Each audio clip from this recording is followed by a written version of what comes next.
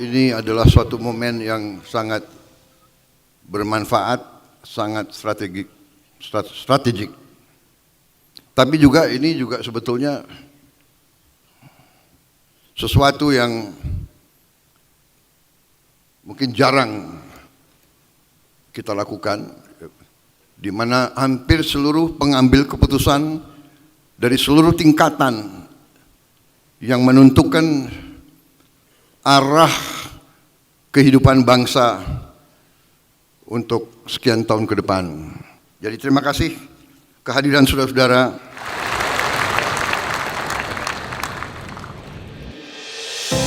Mohon berkenan kepada Bapak Presiden untuk melanjutkan prosesi pemukulan gong. 3, 2, 1. Dengan demikian, maka rapat koordinasi nasional pemerintah pusat dan pemerintah daerah tahun 2024 secara resmi dibuka.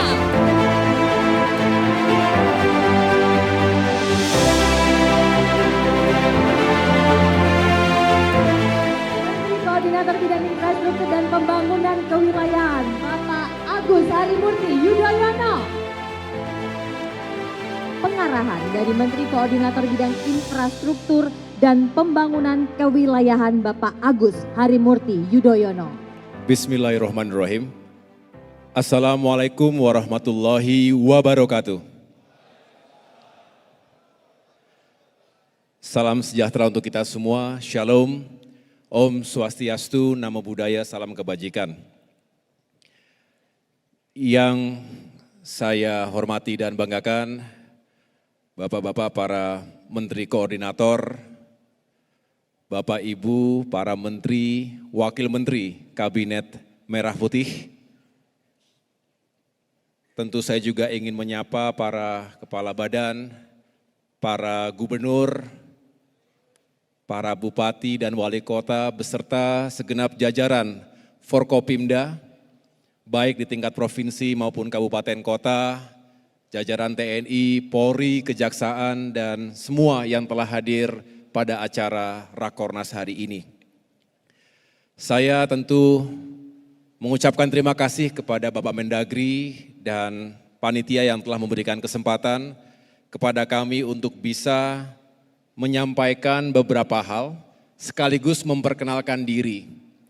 Kementerian Koordinator Bidang Infrastruktur dan Pembangunan Kewilayahan ini adalah sebuah Kemenko yang baru. Dan ini untuk pertama kali dalam sejarah ada nomenklatur seperti ini. Membuktikan urgensi sekaligus keseriusan dari Bapak Presiden Prabowo Subianto untuk bisa meningkatkan kinerja pembangunan infrastruktur di seluruh tanah air. Semangatnya adalah dengan infrastruktur kita bisa mencapai kemajuan, kemakmuran, dan kesejahteraan bersama. Untuk itu, sesuai dengan peraturan Presiden nomor 139 tahun 2024, Kemenko Infrastruktur dan Pembangunan Kewilayahan ini membawahi 5 kementerian teknis yang sangat berkaitan satu sama lain. Yang pertama adalah Kementerian Agraria dan Tata Ruang, sekaligus Badan Pertanahan Nasional. Di sini menterinya Pak Nusron Wahid, boleh berdiri Pak Nusron, Menteri ATR sekaligus Kepala BPN. Yang kedua adalah Kementerian Pekerjaan Umum, yang dulu sebetulnya nomenklaturnya adalah PUPR, yang kali ini dipisah antara pekerjaan umum dengan perumahan rakyat. Nah, di sini Menteri Perumahan, saya ulangi, Menteri Pekerjaan Umumnya ada Pak Dodi Hanggodo. Kementerian Perumahan dan Kawasan Permukiman, menterinya adalah Pak Marwara Sirait. Dan yang keempat, Kementerian Transmigrasi, menterinya adalah Bapak Muhammad Iftithar Sulaiman. Kemudian yang terakhir adalah Kementerian Perhubungan. Ini juga tetap tidak ada perubahan, Kementerian Perhubungan, menterinya adalah Bapak Dudi. Bapak Ibu yang saya muliakan, dengan dibentuknya Kemenko ini, maka pembangunan infrastruktur yang berbasiskan kewilayahan, utamanya kita membangun dari desa dan tidak ada yang ditinggalkan, artinya tidak hanya kota tapi juga desa. Bukan hanya Jawa tapi seluruh wilayah Indonesia. Ini diharapkan bisa fokus membantu terciptanya swasembada pangan, swasembada energi, air, termasuk juga program hilirisasi, digitalisasi, termasuk program makan bergizi gratis. Ini semua menjadi program-program unggulan Bapak Presiden Prabowo. Dengan demikian, pembangunan infrastruktur bukan hanya menjadi engine of growth, bukan hanya menjadi mesin penggerak ekonomi, tapi juga akan mendorong transformasi sosial dan juga sumber daya manusia. Tadi Pak Menko PMK, Pak Pratik sudah menyampaikan secara jelas apa saja aspek-aspek pembangunan manusia. Nah disinilah kami Kemenko Infrastruktur ingin juga memberikan dukungan penuh agar infrastruktur benar-benar menghadirkan dampak bagi peningkatan kualitas hidup, termasuk kualitas sumber daya manusia kita. Building infrastructure for all, artinya tidak ada yang boleh ditinggalkan dalam pembangunan ini. Sesuai dengan visi misi Bapak Presiden Prabowo Subianto dan juga Bapak Gibran Rakabuming Raka, tertuang dalam dokumen Astacita, utamanya Astacita nomor 2, 3, 4, 5, dan 6, ditekankan bahwa agenda pembangunan infrastruktur harus mendorong pencapaian pertumbuhan ekonomi 8% yang adil dan merata, dan tentunya ini melalui pembangunan infrastruktur dan kewilayahan yang mendorong kualitas hidup sumber daya manusia, seperti yang saya sampaikan tadi, mewujudkan sumber daya pangan, energi, dan air, serta yang tidak boleh dilupakan sebagai warga dunia yang bertanggung jawab, kita ingin juga menyukseskan Sustainable Development Goals, SDGs, dan juga komitmen kita untuk mencapai net zero emission di tahun 2060. Dengan infrastruktur yang tepat guna, kita berharap akan terjadi percepatan konektivitas antar daerah. Ini akan mengurangi cost of logistics. Biaya logistik dari satu daerah ke daerah yang lain masih cukup tinggi, terutama ke wilayah timur Indonesia. Ini juga akan tentunya berpengaruh pada mobilitas, pergerakan manusia dan barang, sehingga kalau harga-harga di Papua jauh lebih mahal dibandingkan Jawa, ini tentu didasari oleh faktor cost of logistics yang masih mahal. Dengan demikian, sekali lagi kita harus memperbaiki konektivitas. Kemudian yang kedua adalah bagaimana kita meyakinkan agar pertumbuhan ekonomi 8% dapat dicapai.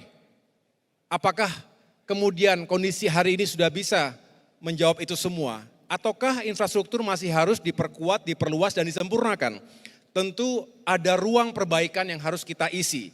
Oleh karena itu, saya ingin menyampaikan dalam kesempatan yang baik ini kepada Bapak Ibu yang saya hormati, bahwa kita lakukan studi, selalu dihadapkan atau sering sekali kita dihadapkan pada trilema. Saya ulangi, trilema atau paradigma pembangunan infrastruktur yang mencakup aspek strategis dan juga aspek teknis. Trilema yang pertama terkait dengan aspek strategis, itu kita selalu dihadapkan dengan faktor capacity, utilization, dan juga sustainability, atau kapasitas, utilitas, dan juga keberlanjutannya. Seringkali, tadi Pak Presiden juga menyampaikan, ada proyek-proyek infrastruktur yang dibangun atas dasar keinginan untuk memenuhi kebutuhan ekonomi, termasuk juga karena kapasitas infrastruktur yang sudah ada itu tidak lagi bisa diperluas, padahal kebutuhannya lebih banyak.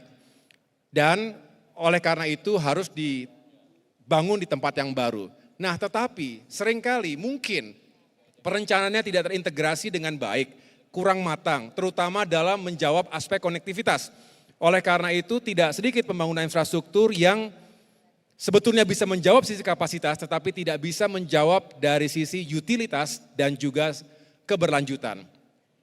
Akibatnya biaya yang cukup mahal itu bisa dikatakan tidak optimal dan tidak atau kurang berpengaruh secara signifikan pada pertumbuhan ekonomi dan kesejahteraan masyarakat. Tadi disampaikan ada sejumlah bandara, misalnya Kertajati, kemudian juga pelabuhan, dan lokasi-lokasi lain yang seringkali kita pertanyakan optimalisasinya. Kemudian, Bapak Ibu yang saya banggakan, tentu kita juga memahami bahwa pembangunan infrastruktur ini tidak bisa seketika, tidak ada pembangunan Roro Jonggrang.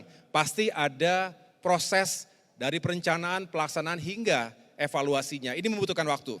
Oleh karena itu, mari kita mencari keseimbangan antara ketiga aspek tadi.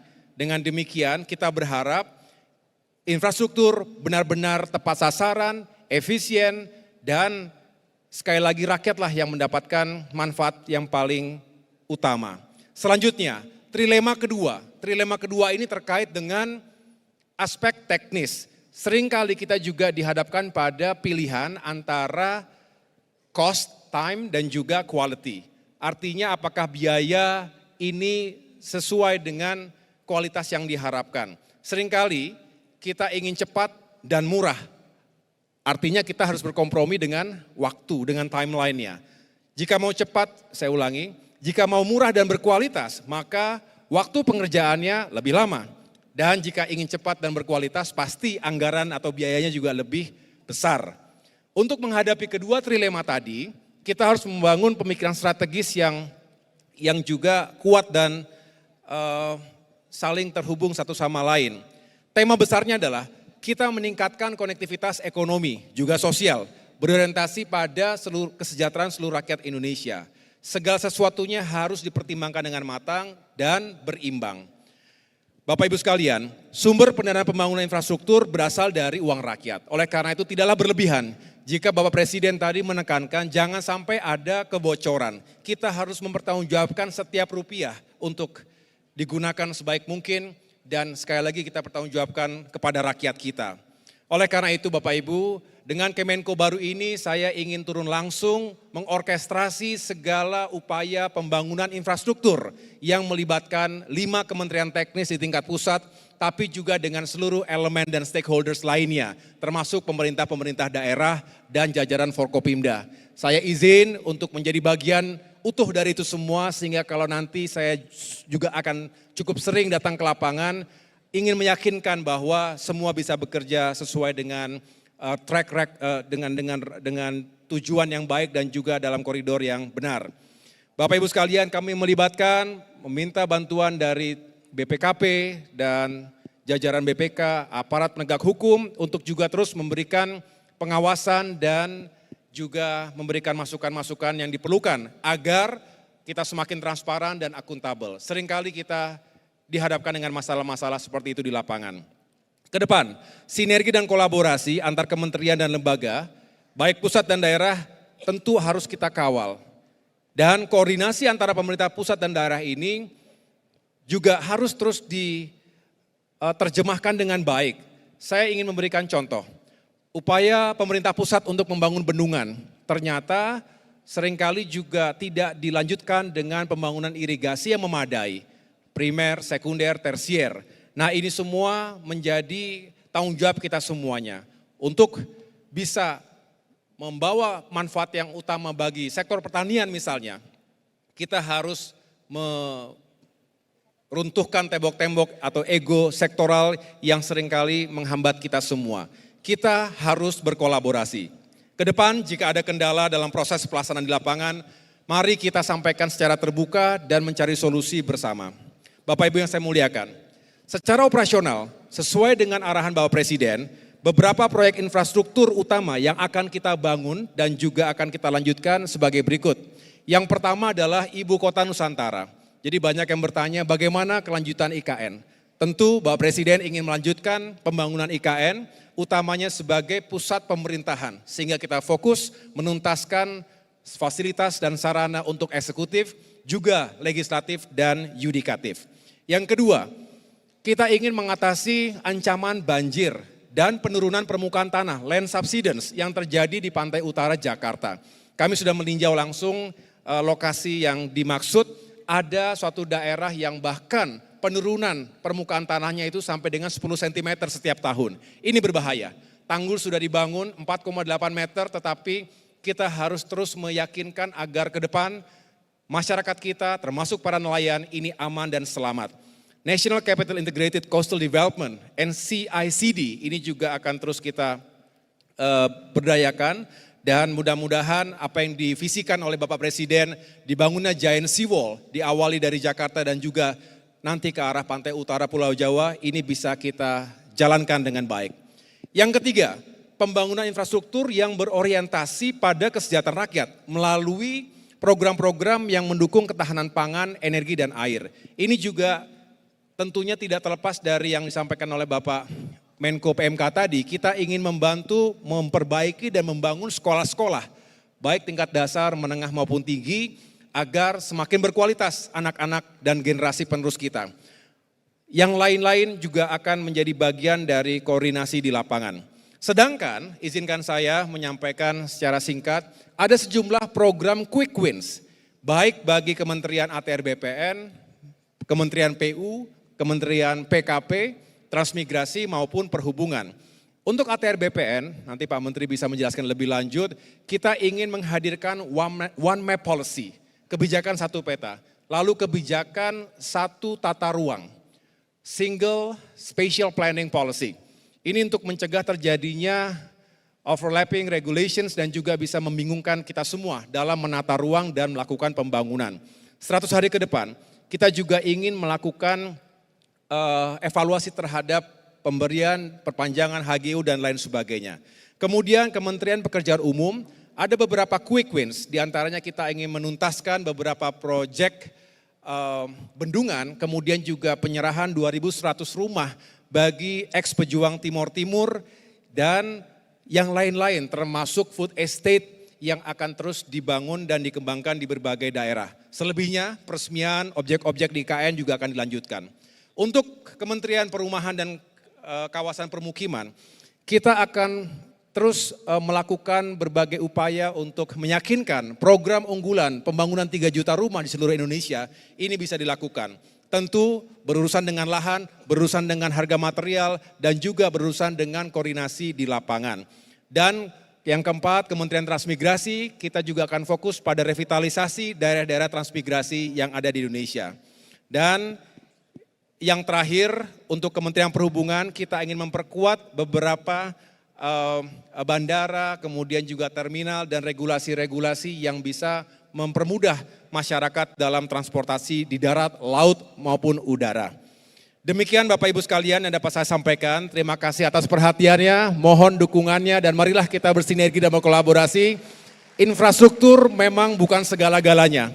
Tetapi tanpa pembangunan infrastruktur yang tepat sasaran, maka kita sulit untuk mencapai kemajuan, keadilan, dan kesejahteraan untuk semua. Terima kasih, sukses untuk semuanya. Wassalamualaikum warahmatullahi wabarakatuh. Waalaikumsalam warahmatullahi wabarakatuh. Terima kasih Bapak Menko Bidang Infrastruktur dan Pembangunan Wilayah Bapak Agus Harimurti Yudhoyono yang sudah menyampaikan quick wins-nya.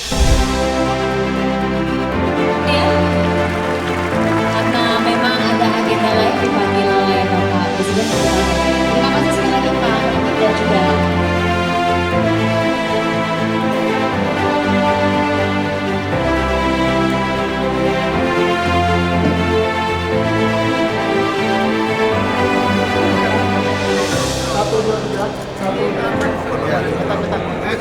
jalan yuk.